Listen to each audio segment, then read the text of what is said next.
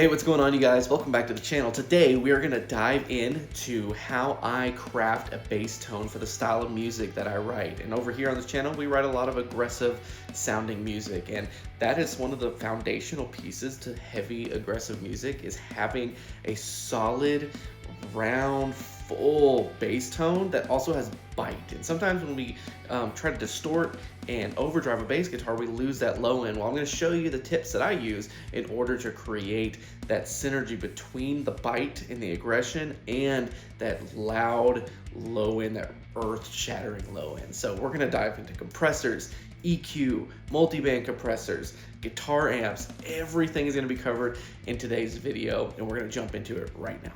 So I realized last time that I kind of glossed over what I do to get a bass tone, and I figured in today's episode I'll actually dive a little bit deeper into how I personally get a really good, wide, low-end bass tone that's got bite and grit to it whenever you're writing aggressive music like we write here on this channel. So let me go ahead and pull up this project file that I've been working on here.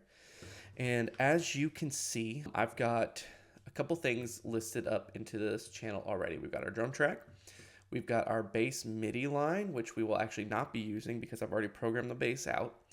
We've got two channels here, which are actually bass signals. It's the same one duplicated, and we'll get into that in a minute.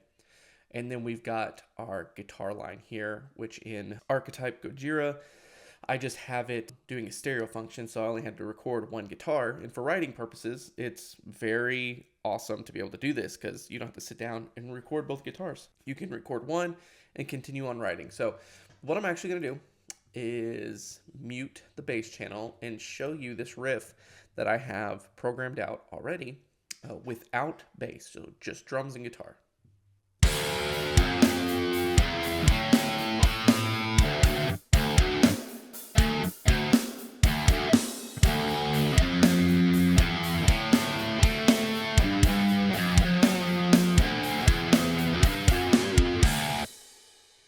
I really don't know what style of music that would land in, but it is aggressive. Sounds like a verse segment to me. But here it is with the bass turned on.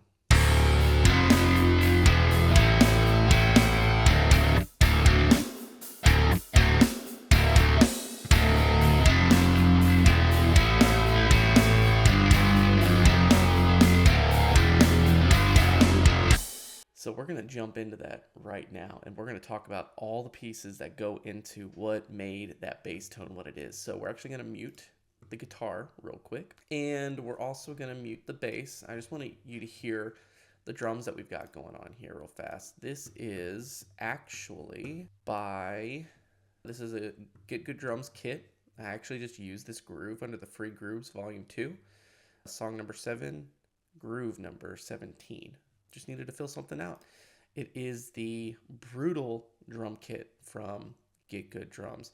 I know it was made for things like really intense music, but I use it a lot for other things as well. And this isn't like intense, this riff that I've written, but the drums still slap so well on this pack. So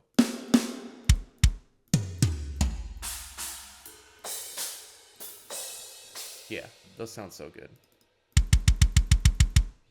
So this is a little drum beat we got going.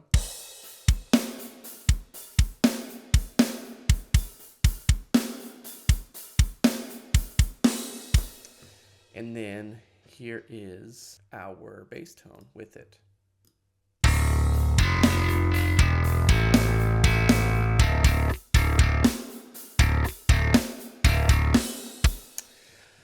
So let's dive into what I've got going on the bass. I'm actually going to go in here real fast, and we're going to turn the drums off. Just listen to the bass guitar, and I'm going to set it up to where I turn off all the effects. So all of my bus effects here, individual effects. Here's what the bass sounds like without all of my post-processing.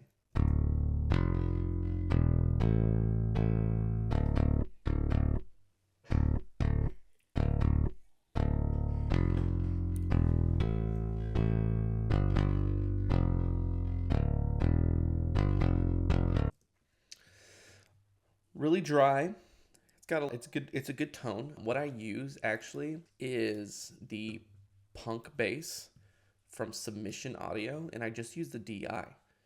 and I record the DI into here like it is a bass player playing, so then way I can go back and do any adjustments that I need to do to the bass tone. So the first thing we're gonna do is actually pull up my clean chain here and how I clean up the bass tone to really shape it the way that I want and to start playing around with some of the sounds. So the first thing that we have here is a compressor, and we're doing a little bit of compressing here. Not the fastest attack, pretty slow release, but as you'll hear here, as you'll hear in this next part, you'll be able to start to tell that that compressor is coming in.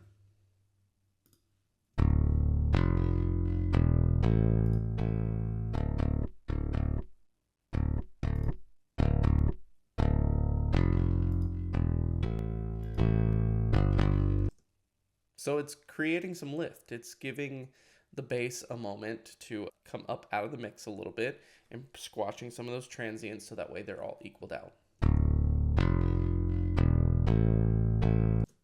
And then the next thing I'm doing is running it through this EQ here.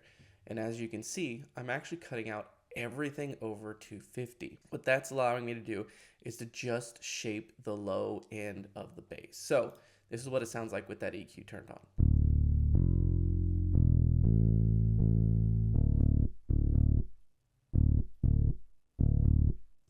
Very round, very full. The next thing we're gonna do is we're actually gonna leave this one alone, this channel, and we're gonna move over to the other bass channel. And once again, just a reminder of what it sounded like.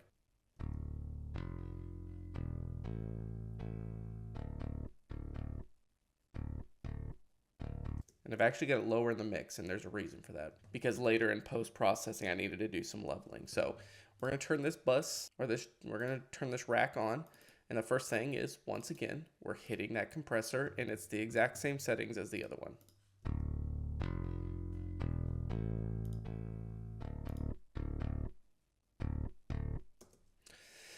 Hitting the EQ, but we're cutting out the other side of the EQ. And so now, from about 250 to 300, I'm cutting the low end out. So all we're getting is that high end range of the bass.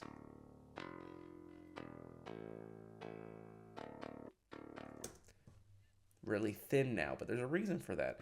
I'm actually gonna push it through this Archetype Gojira plugin here. I record my guitars with this, but I also have a bass channel here, and this is what it sounds like, and then I'll go through all the settings here.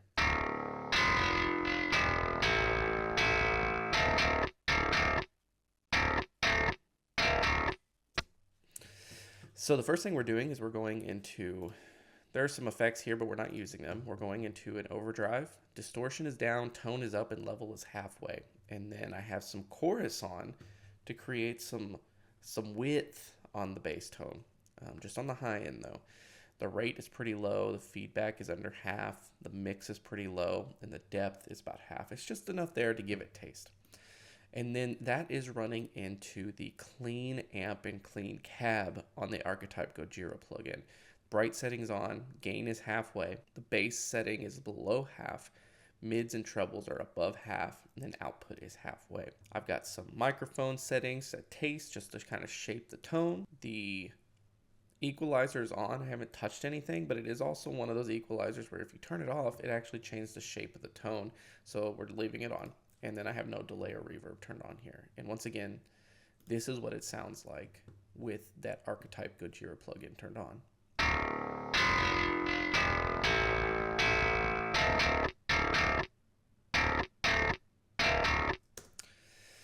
And then we compress it one more time to really squash some of those transients together.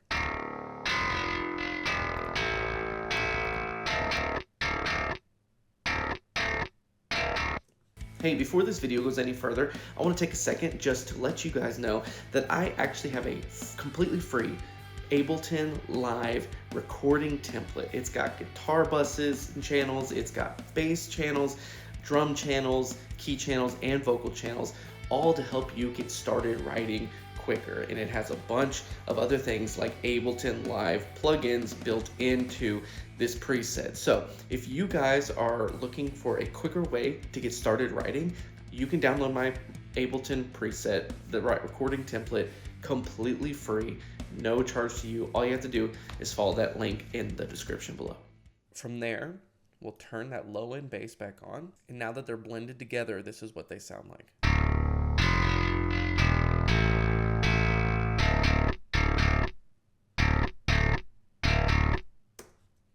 Now we're starting to see shape here, and you'll see why the 12 or the high end is turned down to -12, because if I turn this up, the high end's actually going to overpower that low end.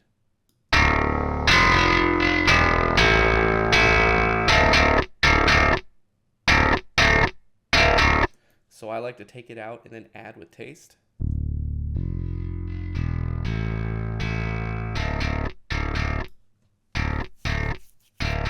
To that 12, -12 mark is where I liked where it landed here in this mix.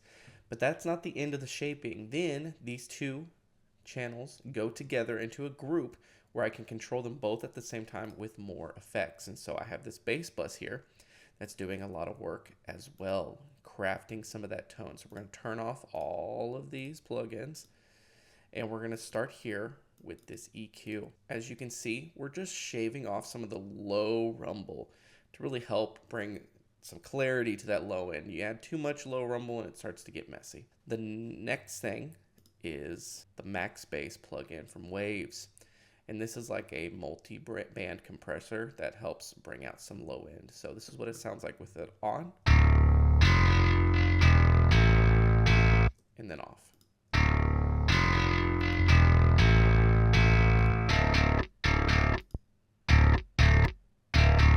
Just subtle, but it's really helping overall tone. And then we go into another compressor. This compressor is set a lot like the other ones. We're just shaping transients right now and trying to get everything under control so that way we have consistent bass tone throughout the track. This is what it sounds like with and without the compressor.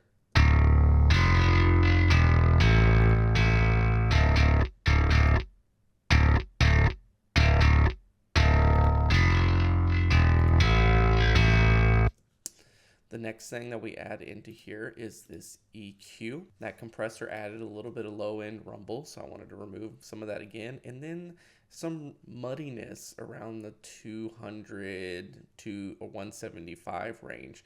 So this is what it sounds like with and without.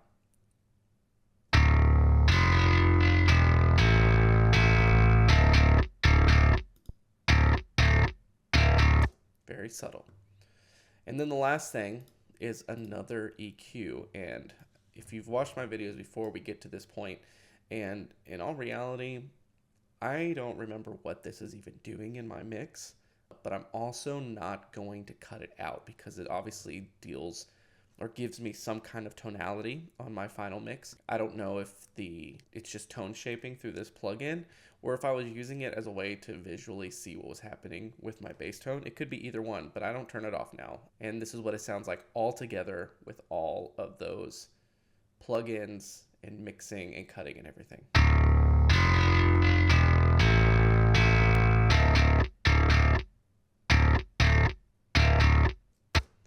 A much fuller sound in comparison to what we started off with. So now, let's go in, turn those drums back on, and listen to them mixed in with the bass.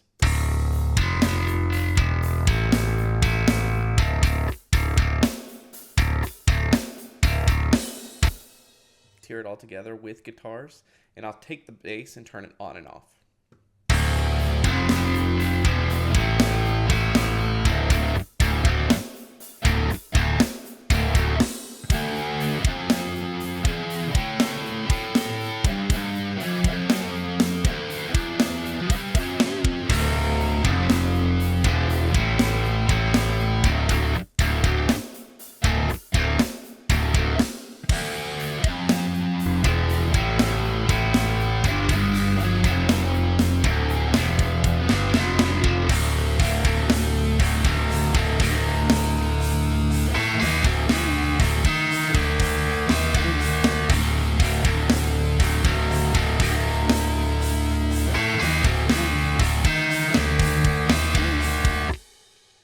And that's it. That's how I put together a full, loud, low-end bass guitar that has aggression and bite, and it doesn't compromise anywhere. If you found value in today's video, go ahead and hit that subscribe button, turn on the bell notifications, and give this video a like. It helps with all the YouTube algorithm stuff, and it helps me to know that you guys are still enjoying this content.